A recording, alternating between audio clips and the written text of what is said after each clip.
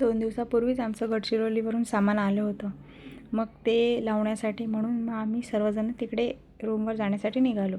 मग मी, आई, दादा आणि राधा आम्ही चौघजणं निघालो. दुर्वाची स्कूल असल्यामुळे दुर्वाला घरीच ठेवलं होतं. त्यानंतर आम्ही तिथे पोहोचेपर्यंत आम्हाला संध्याकाळ झाली, म्हणजे साधारण 4 वाजले. त्यानंतर आम्ही तिथे गेलो आणि लगेच कामालाच लागलो. तर जेव्हा आम्ही रूममध्ये गेलो तेव्हा एंट्री केली तेव्हा ऑलरेडी सगळं सामान आणून ठेवलं होतं. पॅकर्स अँड मूव्हर्स त्यांच्या थ्रू आमचं सामान आम्ही मागवलं होतं. त्यामुळे मग त्यांनी त्यांच्या हिशोबाने सगळं पॅक वगैरे करून ऑलरेडी त्यांनी पाठवलेलं होतं आमचं सामान. मग ते व्यवस्थित आलं, काही कुठल्याच गोष्टीची अशी हानी वगैरे झाली नाही. पण ते जे वाटलं नव्हतं एवढं सामान आमचं आलं होतं. एवढे बॉक्सेस आणि प्रत्येक बॉक्समध्ये काय आणि कसं भरलं होतं काहीच आयडिया नव्हती. कारण ऑलरेडी 2 ते 3 महिन्यापूर्वी मी इकडे वसईला शिफ्ट झाली होती आणि आमचं सामान गडचिरोलीलाच होतं. ते 3 महिन्यानंतर तिकडून ते आल्यामुळे त्यामध्ये कोणत्या बॉक्समध्ये काय भरलं ते काहीच मला माहीत नव्हतं. म्हणून प्रत्येक बॉक्स खोलून त्यामध्ये काय आहे काय नाही ते सगळं मला पाहायचं होतं आणि ते परत अरेंज करून रूममध्ये सेट करायचं होतं.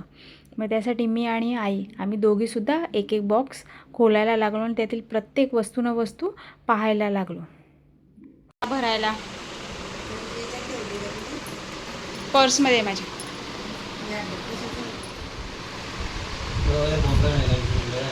कोणाला फोन करू? सामान झाले, एवढं सामान झालं की कुठल्या बॉक्समध्ये काय ठेवले तेच आठवत नाही.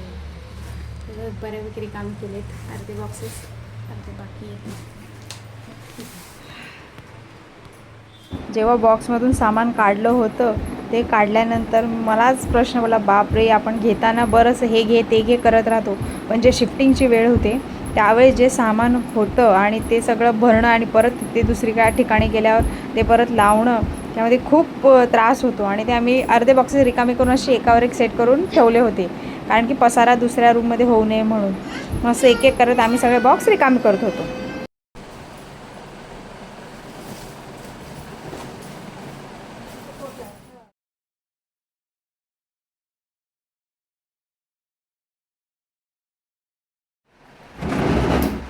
त्यानंतर एक एक करून बॉक्स रिकामी केले तरीसुद्धा तो पसारा परत अजून होत होता.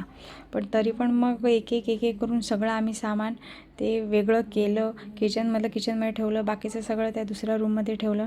असं सगळं आम्ही दोघीजणी त्या पूर्ण दिवसभर, म्हणजे संध्याकाळी म्हणण्यापेक्षा रात्रीपर्यंत आम्ही 10पर्यंत तेच काम करत होतो आणि मग ते सर्व आम्ही करत राहिलो. त्यानंतर मग आमचं सगळं बऱ्यापैकी रूम तर 1 ते 2 दिवसामध्ये होणं शक्य नाही सेट करणं. पण मग त्या दिवशी जेवढं शक्य होईल तोपर्यंत मी, आई आणि दादा आम्ही तिघंजणं आणि नंतर दुर्वाचे पप्पा पण आले होते.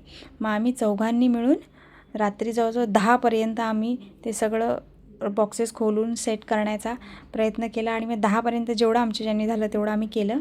आणि राधाला तर मीनूकडे ठेवलं होतं आणि जेवण वगैरे तिलाच सांगितलं होतं, त्यामुळे जेवणाचं काही आमचं टेन्शन नव्हतं. मग 10 नंतर मग आम्ही सगळे बंद केलं आणि मग त्यानंतर आम्ही मग मीनूकडे गेलो. त्यानंतर पूर्ण दिवसभर ते काम करून करून एवढा थकवा आला होता की विचारूच नका.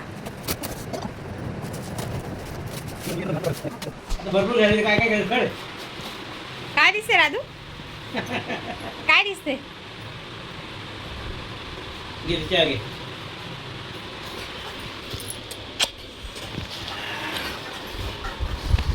सात्विक भाषण आहे पाडी लागले वाटत होता. एवढे इंजेक्शन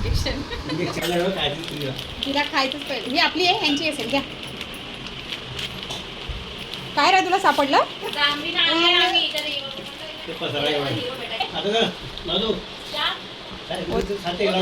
होत ना मला होत.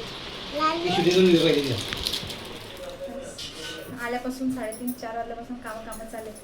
आता या ड्रममध्ये मांडी लावून घेतली. आता त्या मांडीमध्ये जे लागणारे जे थोडेफार साहित्य ते सगळे आता म्हणलं पहिले लावून घेते. मग ते आता काय नाही, सगळे तर भांडी नाही काढणार आहे. आणि ते तर सध्या दुर्वाचे पप्पा एकटेच राहणार आहे. त्यामुळे मग त्यांच्यापुरती जे लागते तेवढीच भांडी काढते, घासून मांडून देते. आणि बाकीच्या परत त्या ड्रममध्ये किंवा टाकी आहे माझ्याकडे मोठी, त्या टाकीमध्ये म्हटलं भरून ठेवावं सेट करून. आता माझं तेच काम चाललेलं आहे.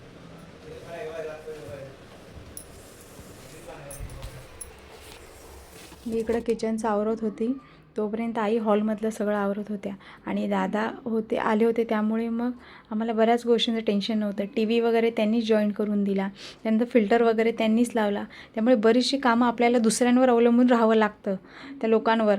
त्यांना फोन करून बोलवा असं बोलायला लागतं. मग त्यात परत 1-2 दिवस जातात. असं आमचं काही झालं नाही. त्यामुळे बरीच आमची कामं दादांनी केल्यामुळे आमचं ते काम फटाफट एका दिवसामध्ये झालं.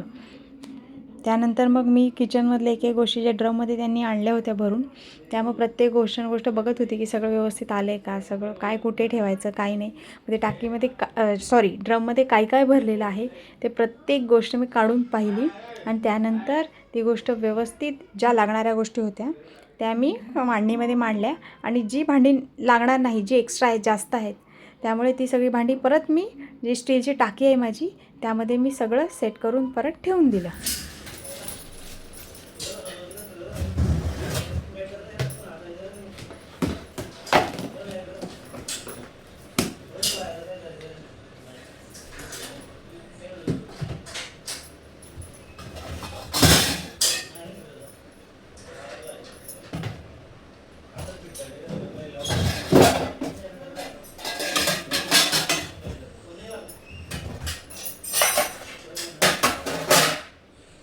आपण घेताना वेगळे करतो सामान, पण जे घेतल्यानंतर जे शिफ्टिंगची वेळ येते असं तेव्हा खरंच बाबा एवढा त्रास होतो. आणि ते सगळं भरणं, परत व्यवस्थित ते लावणं, अरेंज करणं, खूप थकवा येऊन जातो त्या गोष्टींचा.